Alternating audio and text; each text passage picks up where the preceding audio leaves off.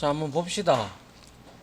오늘 우리가 예전에 어레이즈 클래스에서 살펴봤던 내용이었는데, 어레이즈에 소트를 하기 위해서 우리는 이제 일반 그냥 뭐 기본 타입 같은 경우야 래퍼 클래스가 전부 다 컴페어러블 인터페이스를 구현하고 있기 때문에 크게 문제가 되지 않았지만, 유저 디파인 클래스를 우리가 정렬을 하기 위해서는 반드시 컴페어러블하고 컴페어러터 둘 중에 하나를 제공을 했었어야 했어요. 그죠? 예, 그것을 기억을 하면서 보면 별 내용, 그냥 내용이 중복되는 내용들이니까 그만큼 중요하다는 얘기겠죠. 자, 그래서 트리셋하고 트리맵의 자동 정렬이 이루어지는 이유는 말 그대로 요 두 놈 때문이죠. 그죠? 맞습니까? 네. 그래서 트리셋의 객체와 트리맵의 키는 저장과 동시에 자동으로 오름차순 정렬이 일어나는데, 숫자나 뭐 숫자 이거 인티저나 더블 타입의 경우는 값으로 정렬이 되고, 문자열 같은 경우는 유니코드로 사전순으로 정렬이 된다라는 거 우리가 확인해 본 바 있습니다. 그죠? 그래서 이 세 개가 아니죠. 스트링 포함해서 인티저, 더블, 뭐 여러 가지 래퍼 클래스들이 있었잖아요. 그죠? 그러한 클래스들은 전부 다 컴페어러블 인터페이스를 구현해 놨기 때문에 우리가 굳이 그거를 신경을 쓰지 않아도 됐었는데, 이제 여러분들이 사용자 정의 클래스를 만들어서 객체 배열로 만들어서 객체 배열로 만들든 아니면 이제 객체로 이제 컬렉션 프레임워크를 다룰 때는 항상 정렬이 이루어지게끔 만들려 그러면, 자, 반드시 컴페어러블 인터페이스를 구현한 객체를 우리가 거기다가 넣어줘야 된다는 거지. 넣어주지 않는다면 클래스 캐스트 익셉션이 발생한다는 거 다 확인했잖아요. 그죠? 예. 그래서 여기 적어놨는데, 인티저나 더블이나 스트링은 모두 컴페어러블 인터페이스를 구현해놨다. 그리고 컴페어러블을 구현하지 않고 구현하고 있지 않을 경우에는 저장하는 순간에 바로 클래스 캐스트 익셉션이 발생하는 걸 우리가 확인을 해본 바 있습니다. 그래서 사용자 정의 객체를 정렬하고 싶을 때는 유저 디파인 클래스를 말하는 거죠. 이거 할 때는 이제 사용자 정의 클래스가 컴페어러블 인터페이스를 반드시 구현을 하거나, 혹은 트리셋이나 트리맵을 생성할 때 우리가 생성자에다가 비교자를 제시를 해주면 됩니다. 컴페어러터 따로 구현 클래스를 만들든지 아니면 익명 구현 객체로 만들어서 넣어주든지 여러분들이 그렇게 해서 하면 문제가 없겠죠. 그죠? 맞습니까? 그래서 실질적으로 컴페어러블하고 컴페어러터의 차이는 똑같은데요. 똑같은데 컴페어러블은 일반 정렬에 많이 쓰이고요. 일반적으로 뭐 숫자, 문자 이런 것들이고요. 그리고 이제 컴페어러터는 여러분들이 특별한 기준을 주고 싶을 때 컴페어러터를 여러분들이 임의적으로 생성을 해서 비교자로 제시를 해주면 그에 맞게끔 정렬이 된다는 거예요. 근데 결과론적으로 이렇게 구현을 해놓으면 소트 메서드가 자동으로 호출이 되는 거 알고 계시죠? 그죠? 그래서 우리는 거기에 비교 조건만 이렇게 만들어서 제시를 해주면 소트가 다 알아서 만들어 준다는 거죠. 그러니까 여러분들은 어떤 것들을 정렬을 하고 싶다, 정렬이 돼 있어야 아울러 검색도 빨라지죠. 그죠? 예, 정렬이 안 돼 있으면 검색이 뭐고 좀 어렵죠. 범위 검색 자체도 이게 아무리 트리셋이나 트리맵도 범위 검색이 강하다고 한들 그 전제에 깔리는 게 바로 이제 소팅이 되어 있기 때문에 범위 검색이 아주 손쉽게 될 수가 있는 거죠.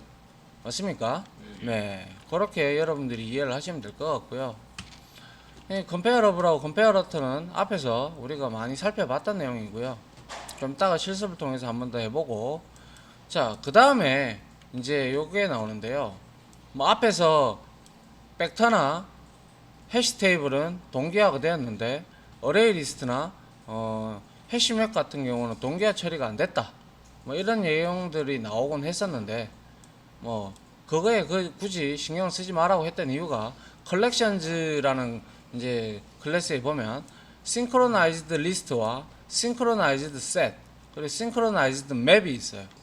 그래서 그런 것들이 있기 때문에 여러분들이 그 매개 값으로 셋이면 셋을 주면 되고 어레이 리스트면 어레이 리스트 주면 되고 이렇게 넣어주면 이게 또한 동기화 처리가 돼서 여러분들이 여기에 얘 메서드가 synchronized list가 이거를 객체 잠금이 일어나게끔 동기화를 시켜줍니다. 알겠습니까? 그러니까 크게 어레이 리스트를 쓰시든 뭘 하시든 상관없습니다. 근데 그 프로그램이 공유 객체를 사용해야 되고 그리고 동기화 메서드가 반드시 필요하고 들어가야 된다.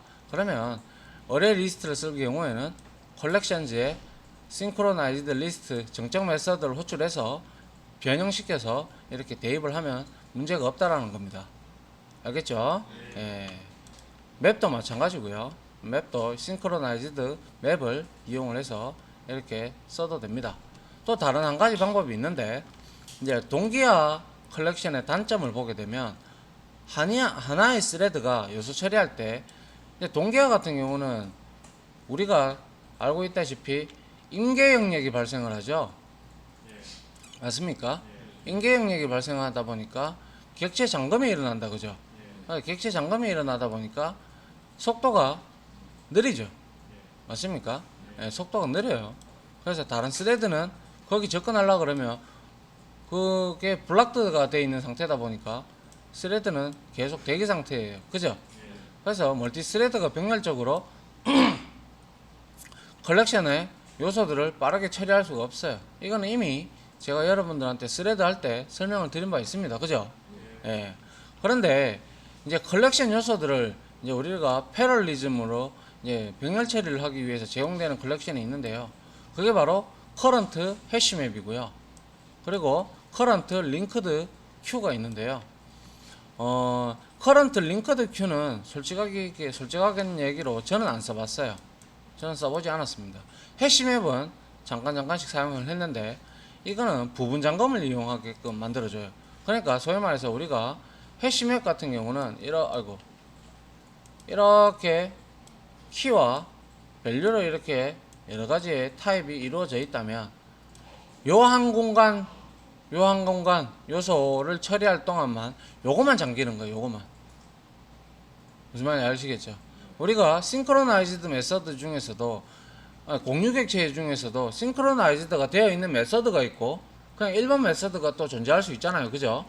그와 마찬가지로 얘는 현재 접근하고 있는 것들에 대한 요소에 대한 잠금만 일어나지, 왜냐하면 객체들로 구성이 되어 있다 보니까 그 객체에 대해서만 특별히 잠금만 일어나지 나머지에는 잠금이 일어나지 않는 거예요. 그래서 앞에 컨커런트가 붙는 거예요. 현재 실행 중인 해시맵의 요소만 잠그겠다. 부분적으로 세그먼트 한다라고 얘기를 하는데 그렇게 잡아주는 게 있어요. 그래서 그래서 이 커런트 해시맵은 제가 아마 ERP 할 때 하면서 요거를 좀 사용했던 경험이 있습니다. 그래서 필요하다면 이런 방법이 있다라는 걸 알아두시면 될 것 같고요. 그리고 동기화 처리 동기화 처리 컬렉션 이거를 사용하더라도 전체적으로 이렇게 잠금이 일어나는 부분에 대해서도 아마 대안이 있을 거예요. 그 회사마다. 제 기억으로도 저희 회사에도 그런 게 있었거든요. 근데 여기에서는 지금 JDK 기준으로는 지금 현재 없다라고 일단 책에는 나오는데 아마 내 기억으로는 있었던 기억이 있어요. 아무튼 그거를 여러분들이 찾아보시면 있을 거예요.